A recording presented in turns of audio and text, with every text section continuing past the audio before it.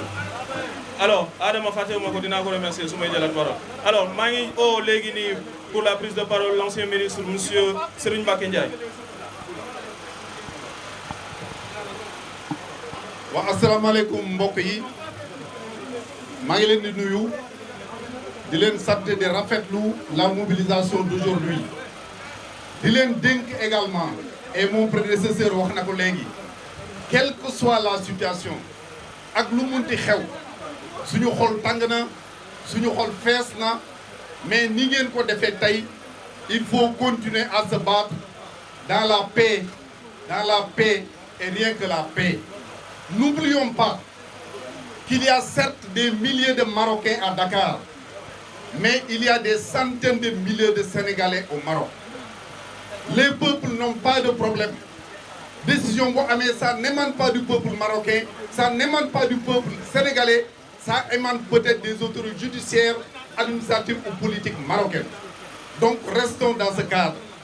beneen bi ci des dégg nañu nos autorités c'est vrai def nañu effort yëpp parce que premier ministre wax na ni lépp lu ñu mënoon def nañu ko mais ñun dañ leen di fàttali lu ñu leen waxoon dès le départ tey situation bi à mon humble avis il n'y a que la diplomatie religieuse pour régler ce problème ku xam Maroc xam na le royaume chérifien fan la teg la tarixa Tidjaniya man personnellement def naa ay démarches auprès de certaines familles religieuses qui sont disposées aujourd'hui à intervenir mais réew mi dafa am boroom kër gi dafa am boroom c'est la raison pour laquelle pour la énième fois je demande à son excellence monsieur le président de la République de mettre en branle cette diplomatie religieuse jiite ko ci le représentant du khalife général de Tivaouane mu Serigne Babacar Sy Mansour ndax bi suñu baay ba Alaaji Abdou Sy génnee àdduna les Marocains dañu mettre le drapeau en berne loolu wane na fan la ñu teg la tarixa Tidjaniya bu ngeen demee Fès gi nga xam ne dañ koy ziyaare ji fa ñuy ziyaare ji El Hadji Abdou Aziz Sy ak Taïbu Ndiaye ñoo ko defaraat ba Sénégalais yi di fa mun di dem kon ñooñu am na fu ñu teg les Sénégalais kon may ñaan ñu jël le représentant de Serigne Babacar Sy Mansour boole ko un représentant des Layènes de la famille omarienne et des Niassènes ma kitaabuni parce que j'ai beaucoup d'amis dans la famille royale bu délégation boobu demee au Maroc bu ñuy ñibbi si dañuy ànd ak suñuy doom maa ngi leen di gërëm di leen sant wasalaam. Merci monsieur. Alors ñuy invité ici le président de la Ligue sénégalaise des droits de l'homme monsieur Denis Ndour. jërëjëf ñu ngi nuyu mbooloo mi yëpp waaye wax ji day gàtt li tax muy gàtt mooy dafa am li ñuy def li ñuy naan procès boo xam ne équitableul te Sénégal nag dafa bokk ci communauté internationale bootu ci mbootaayu xeet yi ñu koy wax Nations Unies mu am article bu ñuy wax article 10 ci déclaration universelle des droits de l'homme article boobu dafa ne nit ku ne da nga war a am procès équitable suñuy supporter nag amuñu procès équitable donc loolu violation la ñaareel bi mooy dafa am benn article bu ñu article 14 du pacte international des droits civils et politiques loolu it dañ ko jalgati donc to the international community we are saying out loud this is not acceptable. The Senegal is a part of the international community, member of the United Nations. But we know that this trial of our supporters who were convicted is not right. That's why we are privileging diplomacy. But if it doesn't work, we will go to the Council of the Human Rights of the United Nations. maa ngi leen di gërëm di leen sant.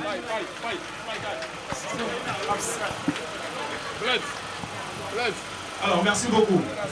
Ñu ngi invité le porte-parole de la Fédération sénégalaise de football et président de la commission communication de la Fédération sénégalaise de football, M. Bakary Cissé. Merci beaucoup.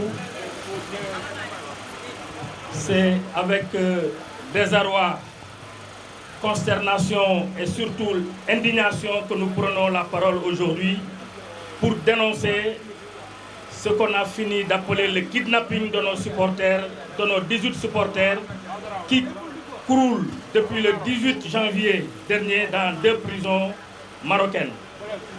Je vais dire exactement ce que j'avais dit à la veille de la Coupe d'Afrique des Nations lors de la représentation des supporters.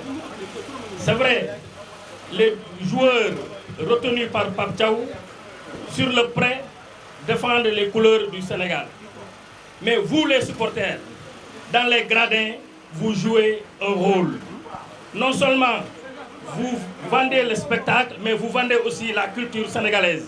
C'est pourquoi j'ai l'habitude de dire que nos supporters ont choisi de façonner toute leur vie, jusque dans le moindre détail, afin que leur connaissance et leur expérience soient à la disposition de la population sénégalaise, surtout des plus jeunes.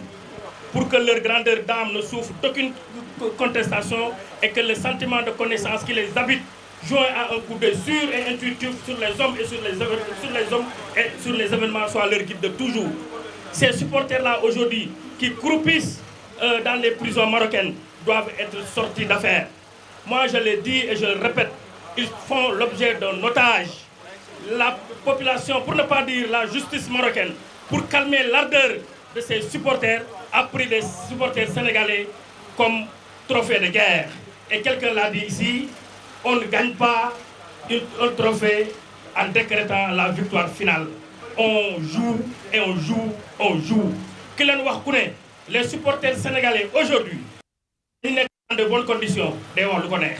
Moi, j'ai eu l'occasion de les rencontrer à 2 reprises. J'ai participé à leur audition, j'ai participé à leur jugement. Mais j'avoue que j'avais les larmes aux yeux parce qu'ils ne le méritent pas. Ils étaient partis pour défendre les couleurs du Sénégal. Ils ont été transportés par l'État du Sénégal. Ils ont été logés par l'État du Sénégal. Et cet État du Sénégal doit impérativement les accompagner. Quelles que soient les circonstances. Il ne faut pas tenir l'âme la meilleure vie. Il faut dire les choses telles qu'elles sont. Aujourd'hui, il n'en est pas question que ces garçons-là restent plus d'1 mois en prison. Ce n'est pas normal. Non, je l'ai dit et je le répète. Donc, aujourd'hui, je vais terminer pour vous faire comprendre que moi, je le sais, et vous le savez tous, qu'entre les supporters sénégalais et l'équipe nationale du Sénégal, c'est une histoire d'amour qui existe. Ça, depuis le temps immémoriaux. Ça veut dire quoi? C'est comme si un jeune époux disait à son épouse, tu es l'homme qui est étrangement soif irréel, l'endroit où les réels se confondent au réel, pour donner à ma vie saveur libre. Merci beaucoup.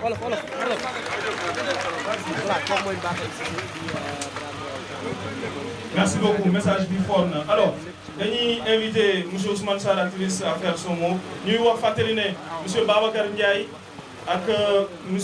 Madi Touré se préparent pour leur prise de parole. Babacar dafay surseoir prise de parole, c'est ça? Alors, Ousmane Sarr.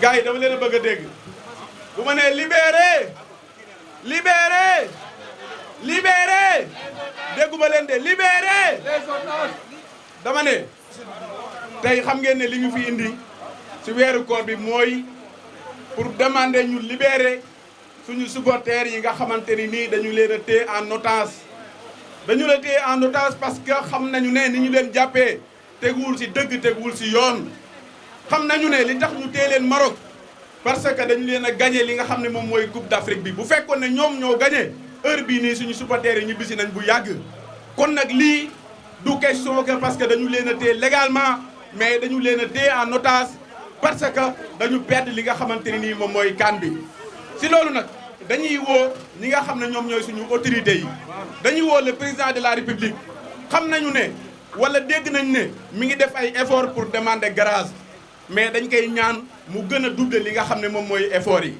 bu fekkee ne nag royaume bi Maroc dañu lànk ne duñu libérer ñi nga xam ne ñoom ñooy suñu otages yi ñu téye am na ay voies juridiques yoo xam ne yu légal la mu nekk ay convention d'entraide judiciaire yoo xam ne dafa dox entre Sénégal ak Maroc parce que nag bu fekkee négocier nañ ba sonn mënuñ ci dara nañu jaar ci voie juridique bi bu ko defee ñu jëli leen indi leen parce que ci convention yooyu dañu wax lu leer kene diggante Sénégal ak Maroc bu fekkee dafa am ay doomi réew yoo xamante ni nii kenn ci ñoom dañu leen a téye condamné leen ba tëj leen li nga xam ne moom mooy peine de prison mën nañu jaar ci convention yooyu pour indi leen def li ñu tuddee transfèrement de détenus kon loolu la ñuy sàkku ñu def ko parce que nag wax dëgg yàlla boobu ba léegi ñu ngi wax di négocier beneen bi aussi fi may daanalee mooy bu fekkee ne dañu am fédération sénégalaise de football am ay joueurs yoo xamante ni nii ñoom ñoo taxoon supporters yi mobilisé wu dem te boobu ba léegi nag dañu gis ne dañu nekk ci silence bu méttee te loolu du dëgg du yoon am na nag quelques personnes yoo xam ne gis nañu leen mais ñi nga xam ne déggu leen ñu wax ci loolu ñu def jaaduwul parce que ñoom ñoo tax ñu téye ñooñu supporters yi dañu nekk ci kaw tribune bi tay la li nga xam ne moom mooy seen bakkan def lépp lu ñu mën pour Sénégal mën a gagné kon ñooñu noonu tey bu ñu leen jàppee léegi mu bat ñaari weer ñu tëj leen ci kaso bi ñoom déggul leen ci loolu du dëgg du yoon fédération bi aussi yor coupe bi di wëndeelu ci dëkk bi neex na lool foo dem wan leen li nga xam ne moom mooy trophée bi waaye nag taxawaay bi ñu waroon am suñu supporters yi taxawaay boobu dafa des nañ ko waxte dee taxawaay bi ñu waroon a am dafa des parce que niñ ci war a waxee waxuñu ci ñi ngi ci leneen te loolu c'est pas du tout normal kon nañu libéré ñi nga xam ne ñoom ñooy les otages yu ñu téye au Maroc. Merci beaucoup.